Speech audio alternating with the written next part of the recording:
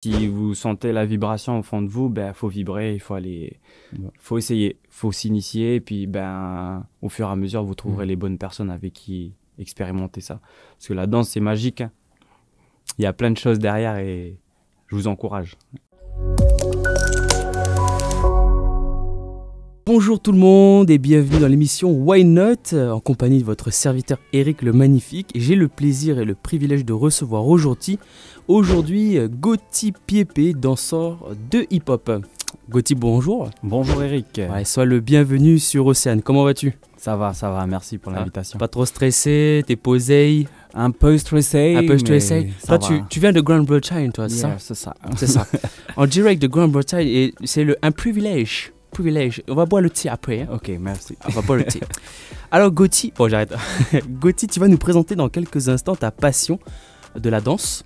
Voilà, ta passion de la danse hip-hop, mais aussi la danse en général. Mais avant cela, Gotti, j'aimerais pour nos auditrices et nos auditeurs, mais surtout les auditrices, en savoir un peu plus sur toi. Yes. La présentation, tu viens de Grande-Bretagne. Yes. On le reconnaît avec... Ne me lance pas parce que sinon on va partir. Vas-y. On va plus sérieusement, allez, tu vas d'où? Yes, moi je m'appelle Gotti Piépé. Moi je suis de Lifou, papa de Lifou et maman de Marais. Voilà, un gros big up à eux. Yes, gros big up. Sinon, j'ai grandi à Pierre-Lanquette et puis j'ai ensuite vécu à Rivière-Salée et ensuite Yahweh. Ouais, t'as fait un bon petit bout de chemin et c'est justement en faisant ce petit bout de chemin que t'as découvert le milieu de la danse. C'est ça. Et tu fais quoi dans la vie justement avant de parler de ta passion de la danse? Yes, je suis animateur-chauffeur pour une petite crèche. Une garderie. Oui, qui s'appelle les Canailles. Les petites canailles de Yahweh. Les petites canailles de Yahweh. Voilà, big up à la petite canaille. Yes. Et aux collègues aussi. Et aux collègues. Alors maintenant, venons-en à la présentation de ta passion, la danse. Qu'est-ce qui t'a donné envie de devenir danseur et pourquoi? Moi, j'ai déjà, pour revenir à la base, tous les dimanches, hein, mes parents, ma mère m'emmenait surtout... à l'église et puis là-bas il y avait beaucoup de prestations de danse et puis j'étais déjà dedans quoi. Il fallait refaire des représentations fin d'année ou pour les fêtes exceptionnelles, donc il fallait danser, donc j'étais un peu baigné dedans déjà. Et puis ensuite au fil des années j'ai commencé à fréquenter des danseurs qui faisaient à la base des sauts périlleux, puis c'est venu de fil en aiguille en fait si tu veux. J'ai rencontré des personnes sur Lifou qui m'ont appris d'abord les sauts périlleux. Et puis pour la petite histoire, mon père à l'époque il voulait pas me voir danser, faire des sauts. Faire des sauts périlleux, ouais. C'est dangereux, tu vas te blesser et tout. J'ai dit mais je vais faire quoi maintenant? Et j'avais ce groove là, cette envie de bouger tout le temps, j'étais un peu... hyperactif. Voilà, fallait que je bouge quoi. Et ensuite j'ai rencontré les frères Rouloué, des danseurs de freestyle à l'époque, qui avaient déménagé dans le quartier de Rivière-Salée. Ouais.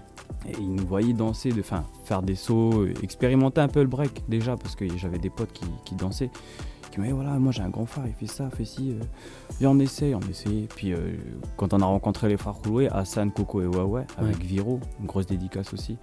C'est là qu'on a commencé à vraiment aborder le thème de la danse, du breakdance d'abord. Quoi. Ouais. Et puis moi, mon coup de cœur à travers les médias, ça a été un clip à l'époque qui passait sur RFO. C'était, je sais plus si c'était Run DMC. Mais bon, à 5h du matin, j'étais là en train d'attendre ma mère pour partir à l'école. Et puis voilà, purée, ils tournent sur la tête, ils font des...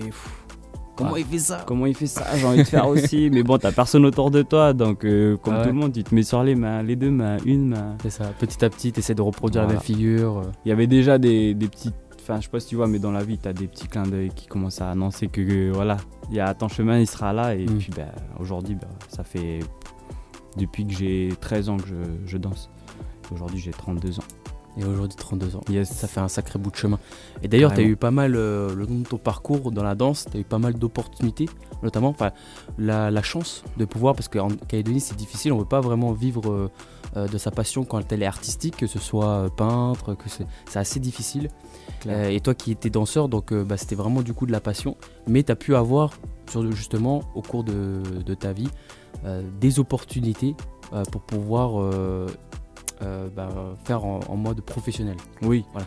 On va dire que moi j'ai été passionné comme tu dis, à la base c'était que battle.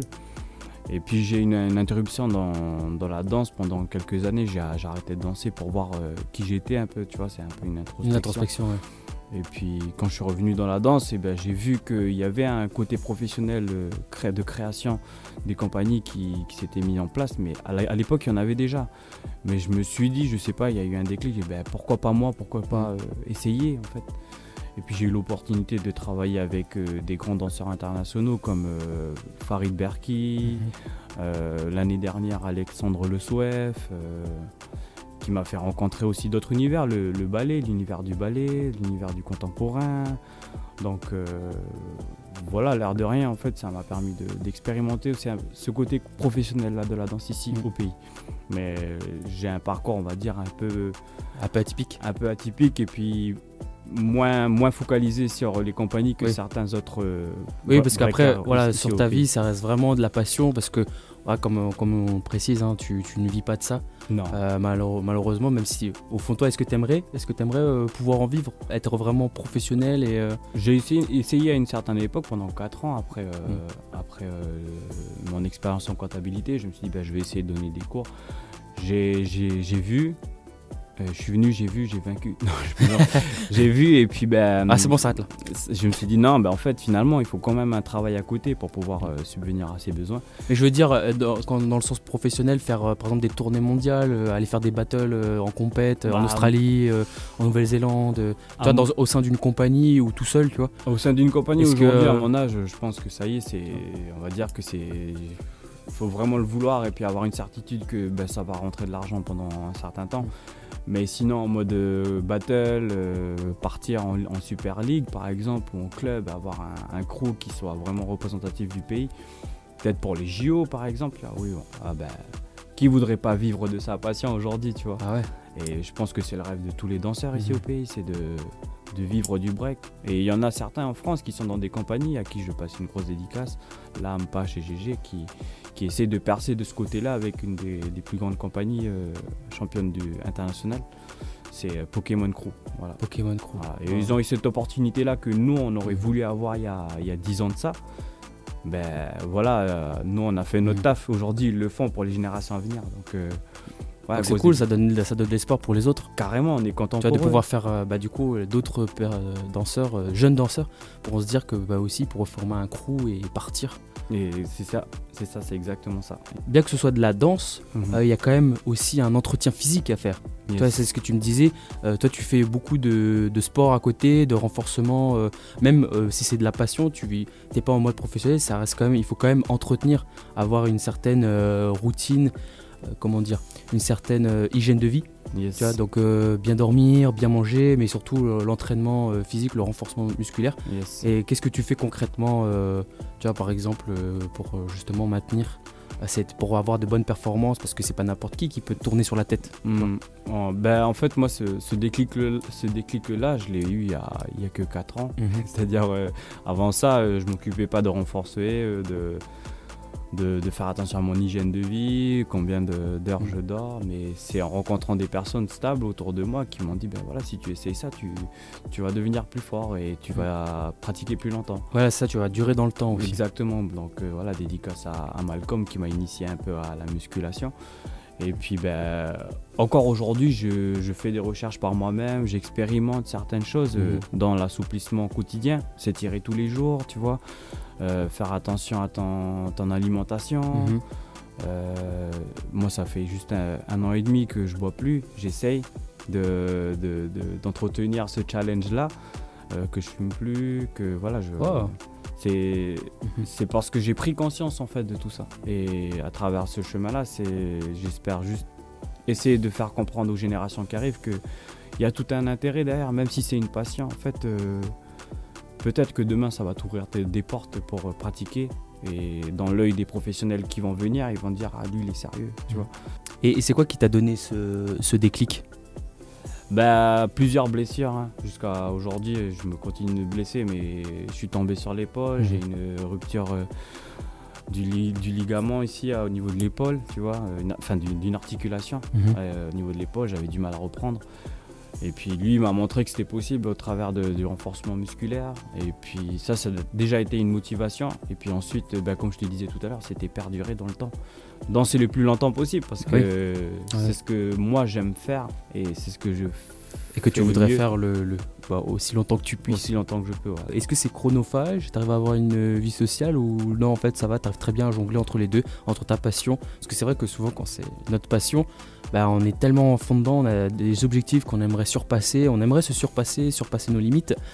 Et parfois on dépense énormément de temps dedans, sans compter les heures. Et est-ce que toi du coup tu arrives à jongler entre les deux? Est-ce que tu arrives à avoir du temps pour voir tes amis, tes proches, la famille, passer de bons moments avec eux? Oui, on va toujours trouver le temps en fait, tu vois, mais quand tu dis chronophage, moi j'entends que ça occupe une grande partie de ma vie à l'heure actuelle. Mais pas dans le bon sens, tu vois. C'est que dans le sens où ça occupe tellement que t'as plus de place pour autre chose, tu vois. Non, je pense pas parce que c'est ton choix de vie, tu vois, à partir du moment où tu aimes ce que tu fais et que tu l'assumes, il n'y aura jamais d'aspect négatif derrière tout ça parce que tôt ou tard ça va payer, tu vois, tu auras des petites victoires. Bien sûr, tu auras des défaites aujourd'hui, mais tôt ou tard ça paiera et il faut avoir cette confiance-là, tu vois. Parce que si tu commences à avoir des regards négatifs sur ce que tu fais, trouver que ça prend du temps, ça veut dire que quelque part au fond de toi, tu n'aimes pas ce que tu fais, tu vois. Ouais. Et moi, je suis plutôt sur l'aspect opposé, c'est-à-dire de dire que ça me prend du temps, ou même peut-être 1 heure, 2 heures, mais je sais que ça me permettra tôt ou tard de percer, tu vois. Ouais, tu vois pas ça comme une perte, mais plutôt comme un investissement. Non, comme un investissement. Même si tu pratiques 1 heure, c'est énorme. C'est toujours ça, ouais. C'est toujours mieux que 0 heure. C'est toujours mieux que rester là, à rester les bras croisés et puis rien faire. Parce qu'à côté de ça, tu as toujours un concurrent qui s'entraîne. Exactement. Tu as toujours quelqu'un qui cherche le temps de gagner. Au début, on n'a pas cette notion-là de purée, c'est bon, je m'entraînerai plus tard. On prend pas conscience que le temps il passe vite, tu vois. Le temps il passe et c'est une notion importante. Tu me disais qu'il y a quand même une hygiène de vie à entretenir. Est-ce que ça c'est compliqué à durer dans le temps, à maintenir dans le temps? Parce qu'il faut quand même avoir cette rigueur et être sérieux. Est-ce que toi tu rencontres des difficultés même encore aujourd'hui, malgré que ça fait un bout de temps que tu as mis ça en place? Et est-ce que tu as déjà reçu des critiques par rapport à ta danse? Est-ce qu'on t'a déjà critiqué, que ce soit de manière complètement gratuite ou de manière constructive? Si c'est par rapport à l'hygiène de vie, c'est pas difficile parce que c'est, comme je te disais, c'est quand tu penses à demain, tu sais que tes efforts d'aujourd'hui, tu les fais ou pas. C'est-à-dire que si tu les fais pas, tu sais que demain, si je bois un verre aujourd'hui ou si je me mets si je commence à boire toute la soirée, je sais que demain je vais pas bien. Mais le temps que demain j'ai envie de consacrer à mon entraînement, je vais en prendre conscience aujourd'hui, tu vois. Donc non, et c'est un choix aujourd'hui que je cultive sur le long terme, mais je me dis non, c'est bon, je sais maintenant ce que je veux. Avant je savais pas, j'hésitais, j'étais entre 2 points. Ok, je fais la fête et on verra demain. Aujourd'hui non, ça y est, ça a changé. Donc de ce côté-là, ça va. Mais là où je pêche, comme tout le monde, c'est manger. Tu vois, tu vas tenir une diète pendant 1 semaine, 2 semaines, tu vas te dire ok, pas de sucreries et tout. Au final, non, j'ai envie de me faire plaisir ou j'ai envie de chiller. Il y a un anniversaire, allez, une part de gâteau. Bon, allez, une deuxième. Voilà. Mais bon, après tu compenses avec un entraînement. Après, tu rattrapes derrière. Parce que, mine de rien, les jours où tu t'accordes un petit plaisir par rapport aux jours où tu es sérieux, il y a quand même une grosse différence. C'est minime. Oui, la proportion elle est différente. Ce qu'il faut, c'est de se dire que les 3/4 du temps au moins, tu es sérieux. Exact. Par rapport au temps où tu es un peu plus. Parce que ça arrive, c'est forcément des moments où tu as envie un peu de lâcher, quoi. Exact. Et puis il faut pas s'en vouloir, en tout cas, faut pas culpabiliser à ce moment-là. Non, justement, il faut pas culpabiliser. Ça surtout. Il faut te dire que profite. C'est un moment aussi, dans ce que tu disais tout à l'heure, c'est un moment avec tes amis. C'est un moment de partage, tu vas pas rester dans ton coin à dire non, je vais pas manger parce que je me restreins et puis tu vas tirer une tête, tu vois. Donc sinon à ce moment-là tu assumes mais tu viens pas ou tu viens pas. Mais si tu veux venir et partager un bon moment avec eux, tu peux. Moi il y a des moments où je suis arrivé avec ils mangeaient tous une pizza et moi j'avais ma petite barquette à côté de riz, de viande et tout. Mais ça c'était vraiment au début pour essayer de voir où tu vas et de quoi tu es capable, tu vois. Aujourd'hui quand tu as fait toute cette expérience là, tu dis ok, je sais ce que je veux, je sais ce que je peux faire pour équilibrer la balance. Mais après au niveau critique, tu as toujours cet ego là chez les danseurs. Et on va te critiquer, tu vas dire oui, oui, oui. Puis après, tu vas pas être content. Ah, mais l'autre, il a dit ça. Chez tout le monde, c'est pareil, c'est universel. Mais avec le temps, ça arrive à bien la recevoir. Ça devient constructif parce que tu sais que ça a tout un intérêt pour toi, en fait, d'évoluer. Si tu veux évoluer, il faut passer à travers les critiques. Que ce soit de l'ancienne génération, de la nouvelle ou celle qui va arriver demain. C'est être prêt à recevoir et savoir ce que tu peux prendre pour toi pour t'améliorer et puis laisser le reste de côté parce qu'aujourd'hui tu n'es pas prêt à le recevoir. La danse t'a beaucoup aidé, notamment à rester sur le droit chemin, éviter un peu les déviances que l'on connaît aujourd'hui en Nouvelle-Calédonie. Et est-ce que tu ressens l'envie lorsque tu es avec des enfants, toi qui es animateur, lorsque tu es avec des enfants, donc dans le cadre de ton métier, mais aussi j'imagine dans le cadre de ta passion, la danse, de transmettre ton expérience pour permettre justement aux plus jeunes de suivre un peu tes pas et de pas dans le sens où qui ne soit pas hors du chemin et qui dérive. C'est clair que oui, tu vois, on aura toujours un petit moment avec les petits frères pour leur dire ce qui est bon, ce qui est préférable de ne pas faire, sans porter un jugement sur eux, parce qu'on est tous là pour vivre une expérience, tu vois. Et que tôt ou tard, même s'ils ne nous écoutent pas ou qu'ils nous écoutent, ils vivront leur expérience de leur propre choix, tu vois. On l'a tous fait, tu vois. Papa, maman disait pas boire, voilà, on était le premier à les tester. Ok, c'est bon, je vais voir ce que ça fait. Tout le monde le fera. Mais oui, moi, tous les jours, j'essaie de leur dire voilà, on va passer du temps à l'entraînement, c'est bénéfique. Ça va pas, entraîne-toi. Viens au battle, tu vois. Même quand je croise des petits frères ou des grands frères de la danse qui dansaient plus, je les encourage parce que je sais qu'il y a une grande énergie positive derrière le breakdance. Et cette énergie-là, c'est tôt ou tard, même si tu arrêtes, ça va te rappeler à ça. Parce que ça fait partie intégrante de ta personne. Donc, moi, je serai toujours là pour leur dire entraîne-toi. Il y a beaucoup de choses bénéfiques derrière tout ça. C'est très aujourd'hui, la danse, pour moi, la place que ça a dans ma vie, c'est que c'est une manière de penser aussi. C'est très philosophique, tu vois. Là, on va passer donc aux infos pratiques. Comment on peut te contacter si on est tout jeune danseur ou même un peu plus expérimenté et qu'on aimerait découvrir ton milieu, ta passion, discuter avec toi? Vous pouvez me voir sur Facebook, Skoginho. Skoginho, alors c'est S-K-O-G, espace I-N-H-O. Voilà, Skoginho. Ou sinon sur Instagram. Pareil, c'est le même nom. Gotti Skog. Ah, Gotti Skog. Yes. Tout attaché ou Gotti espace Skog. Voilà, par MP, et puis voilà, je répondrai. Je suis pas intéressé par les prêts, et puis les prêts, tu vois, les prêts bancaires, les pirateries, tout ça. Ouais, voilà, les pirates, allez-vous-en. Par contre, tous les autres qui s'intéressent à la danse, voilà, après ils peuvent danser, hein, moi ça me dérange pas s'ils viennent pour un cours de danse. Oui, voilà. C'est cool. Mais pas pour des trucs pyramidales. Voilà. Sinon, via le Rex, voilà, si le Rex a mon contact, j'ai donné des cours là-bas s'il y a besoin.